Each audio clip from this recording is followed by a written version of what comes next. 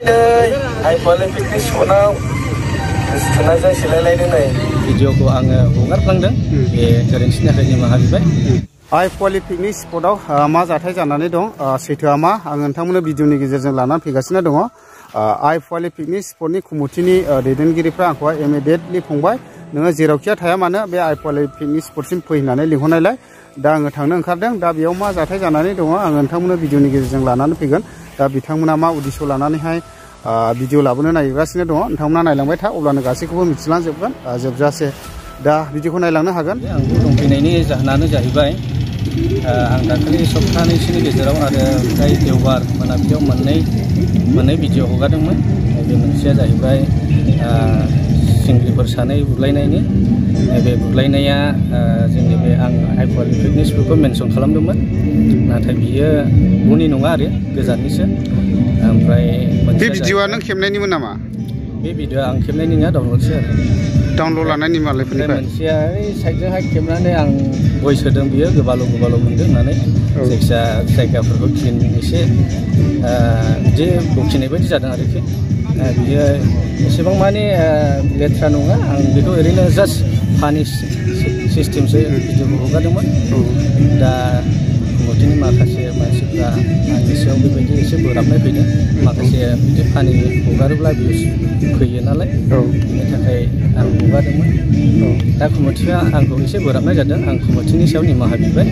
बेनोसै आं बुंनाया।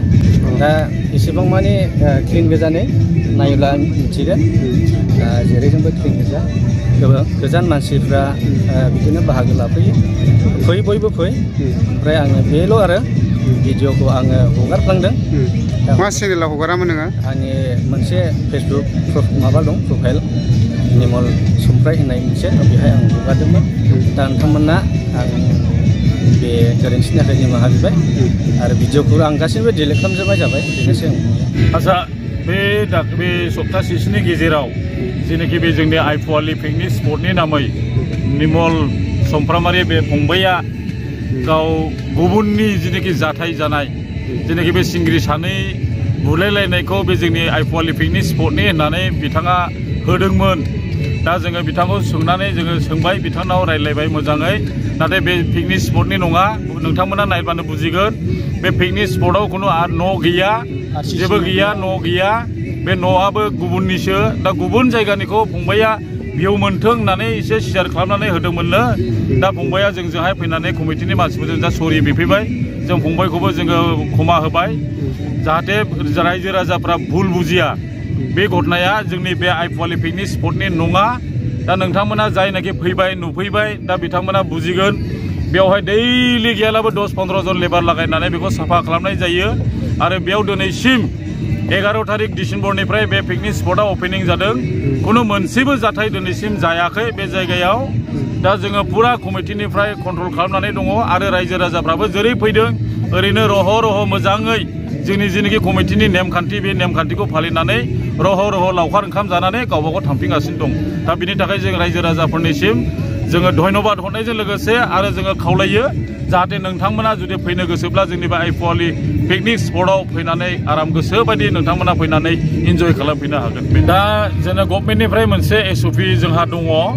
जोङो इनावहाय हाबनायाव जोङो 8टानिफ्राय जोङो हाबहैयो बा सोरबा 7टायाव फैयोब्लाबो जोङो बबेबो आपत्ति गैया।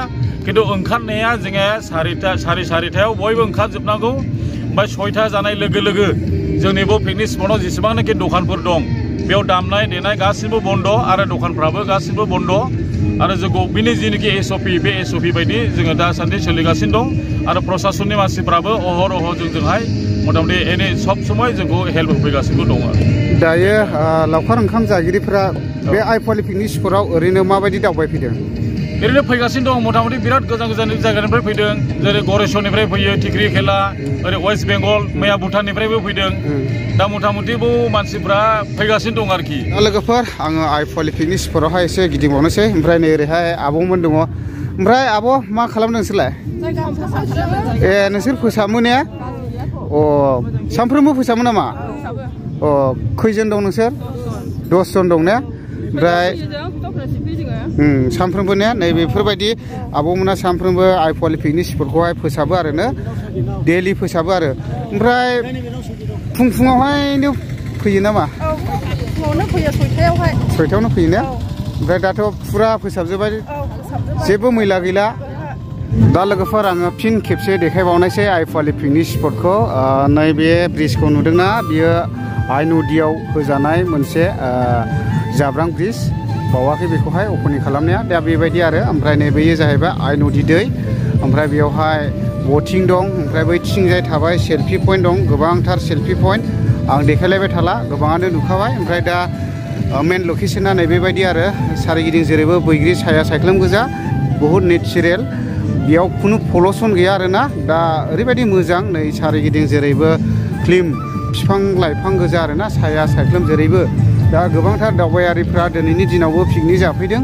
आं एसे बिथांमोनजोंबो मिथिना लानि बेयाव फैनानै जायगाफोरखौ माबायदि मोनफैदों ओमफ्राय बैजों थाबाय गोबांथार बेबायदिनो हटेल जायफोरा बायनानै जानो गोसो ओमफ्राय लोगोसे इस्प'आ बैजों थाबाय दा बेबायदि आरोखि दा ओरैहाय गोबांथार फैबाय ओरै दङ नै गराइ गारि ओमफ्राय भिजिट खालामफैनो हागोन नै ओरै आब'मोन दंफैयो आब'मोन बबेनिफ्राय बिजनि ओमफ्राय जायगाखौ माबायदि मोनफैदों फैनानै जायगाखौ मोजां मोनदों मोजां दा ने औ दा बेबायदि आरोखि माबायदि मोनदों जायगाखौ मोजां मोनदों खुनु मैलाफोर गैयाना मैला गैथ'आ औ दा बेबायदि आरो आब'मोन बबेनिफ्राय आब' जोङो चिरांनि ओमफ्राय बिजनि माबायदि मोनफैदों जायगाफ्राव मोजां मोनदों बिराद मोजां नांदों फंबाय आच्छा ओमफ्राय माबायदि मोनफैदों बिराद मोजां मोनदों जायगाफ्रा माबायदि मोजां मोनदों क्लिन दा दाखोर दालाफोरनि जेंना दं नामा गैया जेबो उसुबिदा गैया दा बेबायदि आरो जोंनि जे बे चिराङाव बेबायदि एथ' मोजां एरिया जायगा दं जों सानाखैमोन आरो दिनै फैनानै बहुद मोजां मोनदं अल दा बेस्ट अके माबाखौ जोङो इउटुबाव नायबाय थाबाय दे थेंक इउ आब' दे थेंक इउ ओरैनो आब'मोन मोजां मोनदों दा बरिया दा ओरैबो दङ नै गोबांथार फैदों आरो औ दे बेदर जायैफोरनि थाखाय ना थागोन बबेनिफ्राय आब' सालबारि माबायदि मोनदों जायगाखौलाय मोजां दा ने बुन्थि कटपुरा अबायपुरि इया दाहिफैलाय मन खिनिखौ लायसै ভাল লাগিছে ন दा बेबायदि आरो गोबांथार दाउ हा दुनिया न दा मोजां जायगाया आच्छा अबेनिफ्राय सिस्टार अबायपुरनि ने जायगाखौ मोजां मोनफैदों दा बेयावबो पार्टि मोनसे दं नै बास हमदों ना फाजा अबेनिफ्राय औ जायगाया माबायदि मोजां दा दे जाबाय था अबेनिफ्राय आदा बिजनि ए जायगाया माबायदि मोजां बिराद मोजां मोनदों मानसिफ्राबो गोम मोजां मोनदों क्लिन दा ने दाखोर दालाफोरजों माबाफोर जेंना नुफैदों नामा नुथ'वाखै बर्थमान जेबो आच्छा दा बेबायदि आरो दा